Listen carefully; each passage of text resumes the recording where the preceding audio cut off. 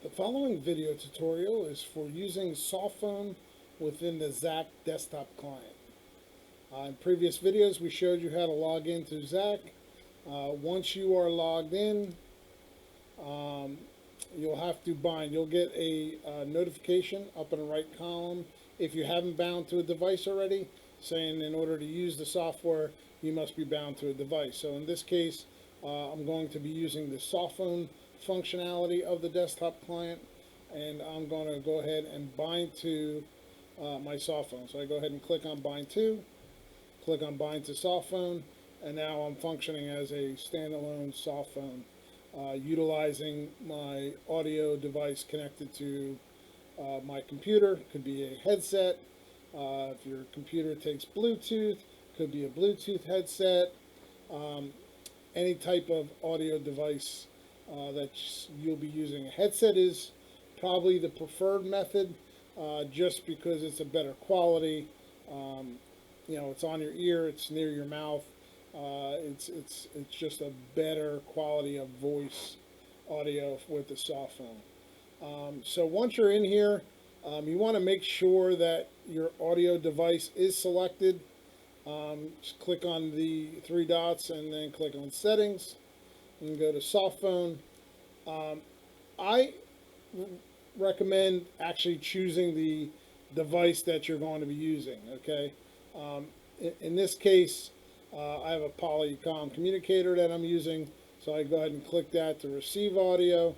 Ringtone, I might want to come through my speakers on my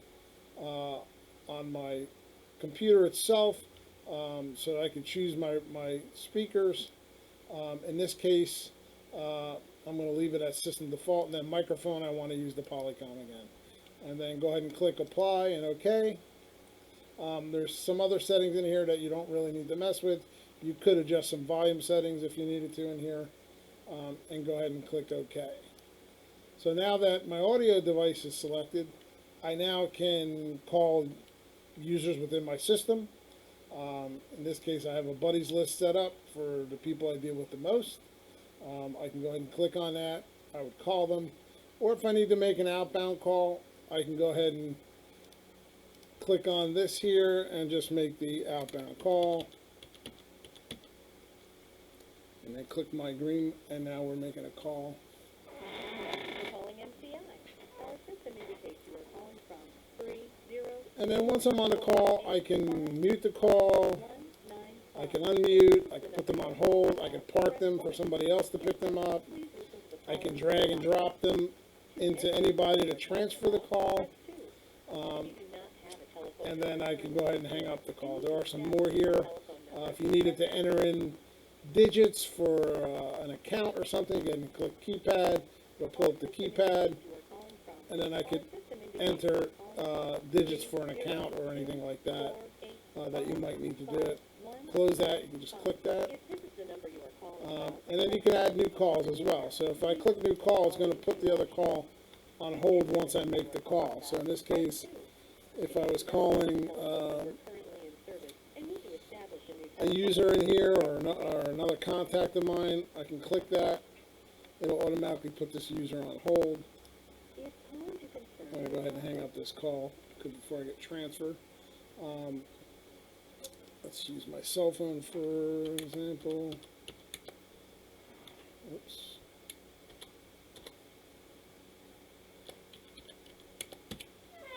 Call my cell phone. I'm going to go ahead and mute that.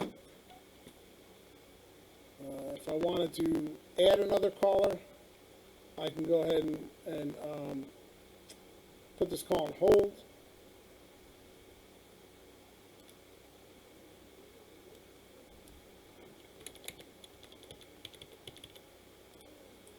Make that second call. Thank you for calling MCI. Okay, so now I have two calls, one on hold and the other live.